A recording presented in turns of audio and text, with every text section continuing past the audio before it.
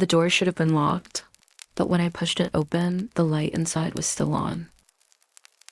The fire burns low tonight, and its whispers lead us to places the living have long forgotten, empty halls that remember screams, roads that end where maps never showed, and doors that should have stayed shut.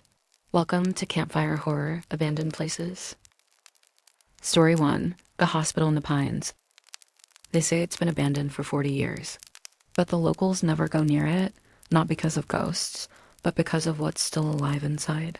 It was a psychiatric hospital, hidden deep in the pines, far from the nearest road. They say it closed overnight after an incident, but no one agrees on what happened. Some say the patients vanished. Others say the staff did. No one ever saw anyone leave.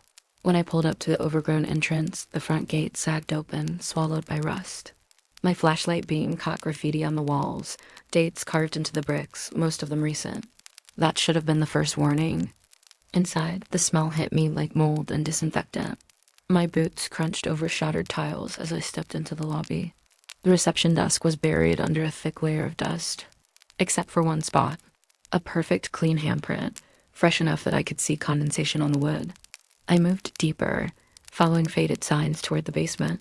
Each hallway looked the same: peeling paint, rotted doors, broken gurneys. But in every corridor, I found something strange. Equipment still plugged in, faintly humming, even though the hospital had no power. When I reached the locked metal door at the end of the hall, I expected chains or a heavy padlock. Instead, it clicked open as if it had been waiting for me.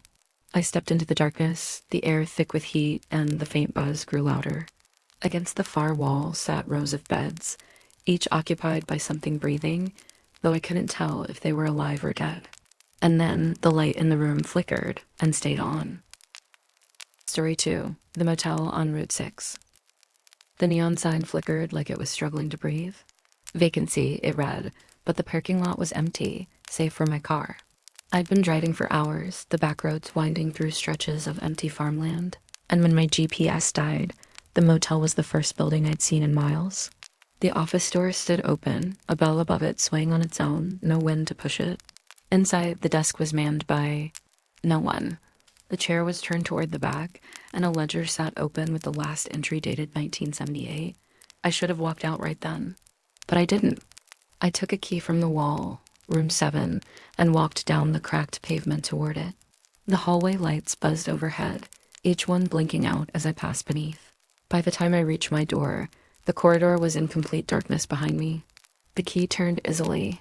The room smelled faintly of mildew and something else, sweet, like rotting fruit. On the bed lay a suitcase. My name was written on the tag. Before I could open it, the bathroom light switched on by itself. From the cracked door, I saw movement. Someone was standing in there, their shoes wet, dripping black water onto the tile. The sound of the bell at the front desk rang again. Only this time, it wasn't the wind. Story 3, The Railway House. The old railway line had been shut down for decades, the tracks swallowed by weeds and rust. But the small two-story house at the edge of the line still stood, leaning, peeling, and somehow still holding itself together.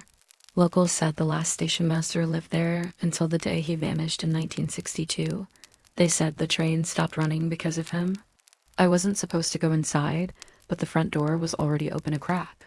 A gust of cold air drifted out, smelling faintly of iron and smoke. Inside, the walls were lined with photographs, all of them black and white portraits of strangers, each pinned with a scrap of yellowed paper. On every scrap was a date. Some were decades in the past, others were in the future. In the kitchen, I found a coffee cup still half full, steam curling from it like it had just been poured. That's when I heard it, the sound of a train horn in the distance.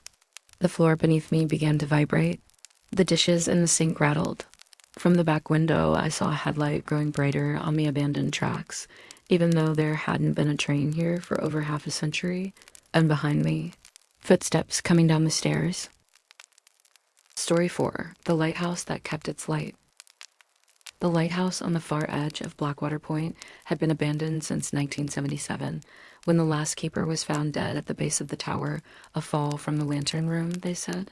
His neck was broken, his watch stopped at exactly 3:12 a.m. After that, the government boarded it up and left it to rot. The waves pounded the cliffs below, storms chewed at the base, and the once bright beacon turned to rust. At least, that's what everyone said. From the town's pier, you could still see it on certain nights, a thin beam sweeping the water, slow and deliberate, like an eye searching for something. Nobody could explain it. No one wanted to go out there to check. But I'm not from Blackwater Point. I didn't know the stories. And when I saw the light on a windless night, I thought it would be the perfect place to explore. The rowboat I borrowed scraped against the rocks at the base. The door at the bottom of the tower had been split wide open, hanging like a snapped jaw. Inside, the air was damp and smelled like seaweed and rusted metal.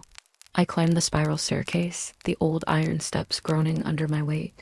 My flashlight flickered just once, and for a moment, I swore I saw wet footprints ahead of me, glistening in the beam. Halfway up, I found the keeper's quarters. The bed was still made, perfectly neat, as though someone had just stepped out. A kettle sat on the small stove, and when I touched it, it was warm. I should have turned back. Instead, I pushed open the hatch to the lantern room. The glass panes were cracked, the metal frame eaten away by salt. But the light, the great ancient lamp, was still spitting slowly. And standing next to it was a man in a tattered uniform, his back to me. He was humming. When he turned, the beam of the lamp crossed his face, and I saw that his eyes were cloudy, like sea glass. His lips moved, but the sound that came out wasn't words. It was the deep, low blare of a foghorn. The staircase behind me rattled, and somewhere far below, the door slammed shut. Story 5, the resort that waited. The mountain resort had been closed for 30 years, ever since a landslide buried the only road in or out. They said everyone inside had been rescued, but they never explained why the building itself had been left to rot untouched, like the owners expected guests to return any day. I hiked up there one autumn afternoon, the air thin and cold enough to make every breath sting. The trees grew thicker the higher I climbed, their branches leaning inward like they wanted to keep me from seeing what was ahead. When the resort finally appeared between the pines, it looked almost new, paint unchipped, windows unbroken, even the neon vacancy sign faintly glowing. It was impossible. There was no power this far up. The front doors opened without resistance. Inside, the lobby was immaculate. A faint fire crackled in the hearth. A woman in an old-fashioned uniform sat at the front desk, her face pale and expressionless. "Checking in?" she asked, her voice low and flat. I told her I was just exploring. She didn't blink. "Once you enter," she said, "you stay until your reservation is over." The grandfather clock in the corner struck once, then again 13 times. I turned toward the door, but outside wasn't outside anymore. The glass showed the same lobby I was standing in, except in that reflection, the woman at the desk was standing right behind me. The air grew colder. The fire sputtered. One by one, the lobby chairs filled with silent guests, each wearing the exact same expression. And somewhere from deep within the building, I heard the creak of footsteps, slow, heavy, and getting closer. Story 6, the church beneath the lake. When I was a kid, my grandfather used to tell me about a church that still stood beneath Lake Warren. Before the dam was built in the late 1950s, a small town named Gray Hollow sat in that valley. They evacuated everyone, but they didn't tear the buildings down, just flooded the whole place. He swore that on still nights, when the wind was dead and the moonlight hit the water just right, you could see the church steeple piercing the surface. I thought it was just a story, until I saw it for myself. It was late September when I rented a small rowboat to fish the lake at night. The air was unnervingly calm, and the water mirrored the stars so perfectly it felt like I was floating in space. That's when I saw it, a black, spiral-like shape breaking the glassy surface about 100 yards out. As I paddled closer, my oars made a hollow, echoing sound, as though striking not water, but the roof of some vast chamber below. My skin prickled. The steeple was made of dark, waterlogged wood, its cross crooked and rotted. I leaned over the side, staring into the water, and saw windows beneath the surface. Through one of them, dim light flickered, candlelight. I drifted closer, my boat bumping softly against the steeple. The sound carried downward into the depths, and I swear I heard something stir in reply, a long, slow scrape, like wood dragging against stone. A sudden current caught my boat, spinning it gently toward the submerged roof. The moonlight dimmed, as if the night itself was holding its breath. Then, from the black square of a sunken doorway, a pale hand reached out of the water, fingers long and skeletal, skin like wax, grasping blindly for the side of the boat. It gripped the wood so tightly the grain began to splinter, and before I could even scream, another hand broke the surface. Then another, and another.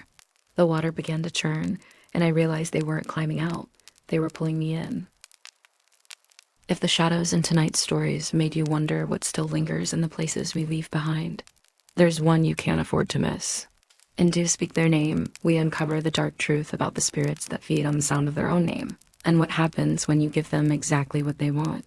It's a journey deeper into the fire's memory, where speaking just one word could be your last. Click the video on your screen now, and I'll take you there before the flames fade. If the flames whispered to you tonight, leave a comment and share your thoughts. Let the fire know you were here by liking the video. And if you want to hear what the fire remembers next, subscribe to take your place by the flames before the fire fades.